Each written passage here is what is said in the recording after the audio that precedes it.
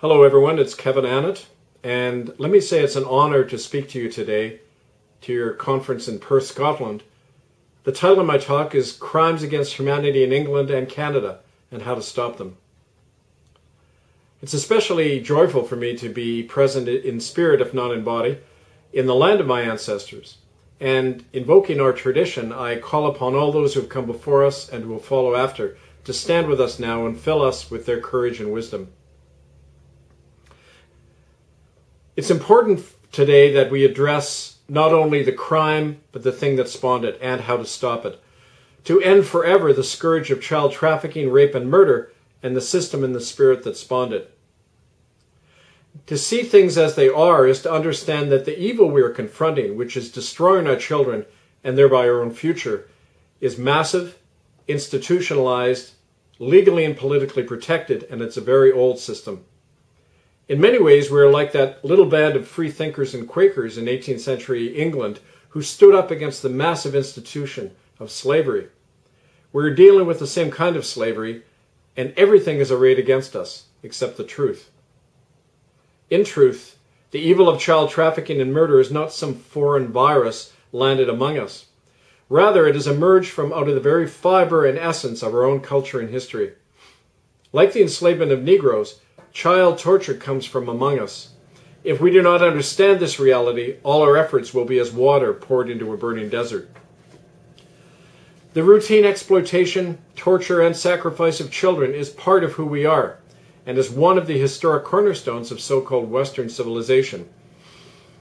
Rather than an aberration, child torture is what has helped to create and sustain the power of a small elite class to own and control the world and keep humanity enchained in fear. It's because of this that we are struggling today, and we recognize what we're struggling to achieve has far greater repercussions than the immediate issue of stopping child abuse. To protect the innocent, we must challenge and uproot the historic system of conquest and empire that is responsible for child trafficking and infanticide. And as we have learned from bitter experience, that system is still rooted deeply in the political, the judicial, the economic, and religious establishments of England, of Canada, and of every modern nation. What we are undertaking, in short, is a revolutionary act. One of my Cowichan Aboriginal friends, Delmar Johnny, put it another way when he said, "You can't skin a mountain lion claw by claw." For the past quarter century, I've been blessed to have been part of a movement that, along with Delmar Johnny and those like him, has forced the lion to retreat. We may not have killed that beast called genocide, but in Canada and in Rome we exposed its crimes and we tried and condemned that system before the world. We have saved lives in the process, many lives. And we've also learned critical lessons about the nature of what we face and the ways that even a handful of us can strike effectively at this much bigger and seemingly invincible adversary of corporate church and state. A system, whether it's in England or Canada or Rome or Washington, is covered with the blood of children and has no right to exist any longer. I want to share those lessons with you today so that our work can be unified across our borders, and so that the few of us present now can generate a mighty movement to not only save children, but bring down those responsible and reclaim our nations from the wealthy psychopaths to whom we have relinquished our power. And in our hands we have a great weapon called the common law. The sovereign right to govern ourselves and to judge all things for ourselves, given to us by our birth as free men and women.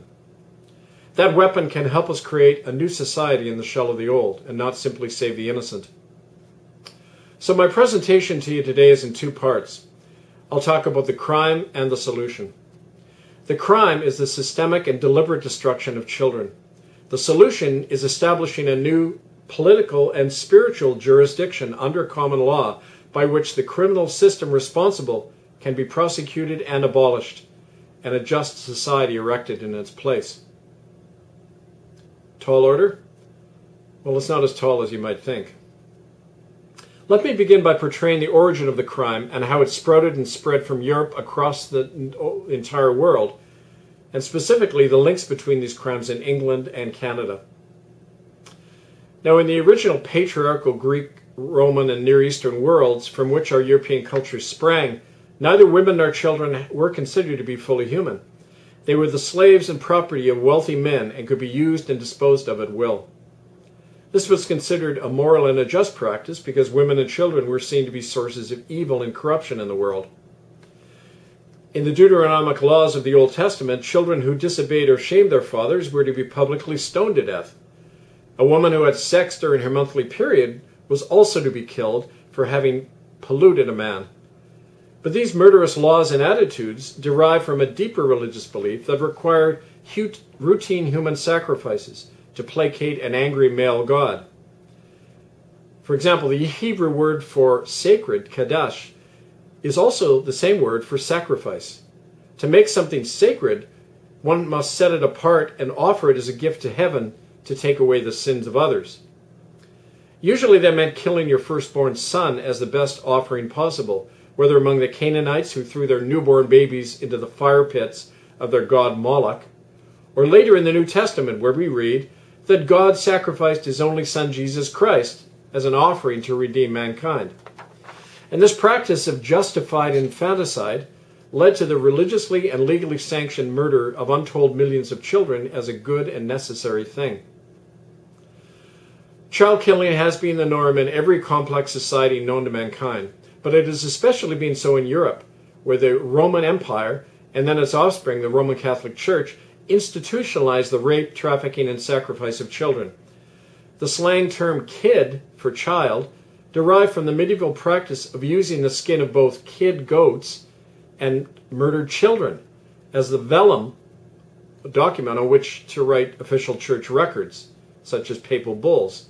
Every Catholic church in Europe has an unofficial graveyard where unwanted children or those born from priestly rape were killed and then buried in secret. And every Catholic Mass reminds the participants that only by literally eating the flesh and drinking the blood of the pure and innocent can the true ruler be saved from sin. Can the true believer be saved from sin? This cannibalistic mindset lends itself easily to the routine sacrificial ritual killing of children, as epitomized in the 300-year-old cult known as the Ninth Circle that operates out of Rome, established and funded by the Vatican. According to the 16th century Vatican insider and writer Niccolo Machiavelli, quote, "Every evil imaginable, even unto the slaughter of children, has been brought to my country by the priests and the popes," unquote. Now, the disposability of children and their status as legal slaves did not end in Rome. The first slaves ever brought to America were not blacks from Africa, but homeless street children from London brought over in the year 1628.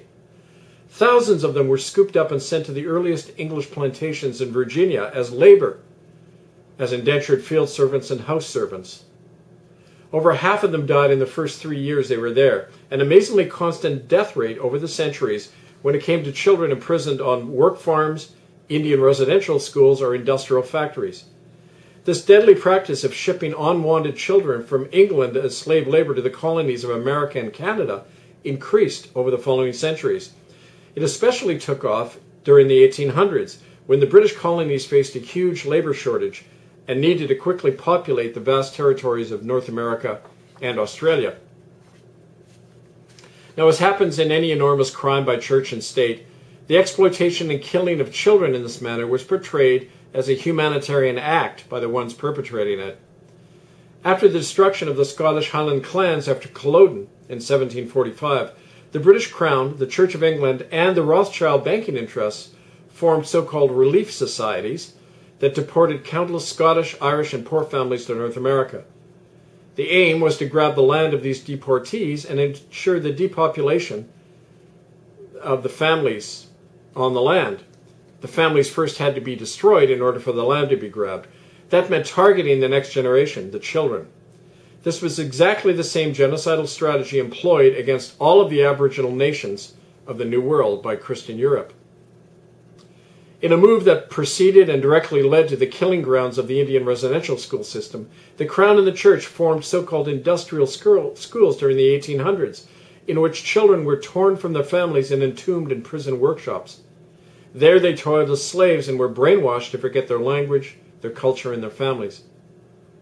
The surplus children were deported to colonies under the auspices of something called the Society for the Suppression of Juvenile Vagrancy through the Reform and Emigration of Children. Long title, Simple Slaughter. It was formed in 1780 in London. This society and others like it were established by the Church of England and the Roman Catholic Church, which ran its own in-house child trafficking in foundling homes and Catholic orphanages. Now, the death rate in all these facilities normally exceeded 50%, not coincidentally a level identical to that in the Canadian Indian schools. For the entire system had as its objective the disposing of surplus populations after first sweating wealth out of them. Thus did child sacrifice and trafficking reach huge levels as the modern industrial age dawned. Now, as we know, child labor formed the basis of the British and world economies during the Industrial Revolution, and trafficking and killing children was a normal part of that system. Thousands of children as young as 5 were routinely hanged in England, hanged legally, for the offense of stealing a bit of food to survive or of talking rudely to their master.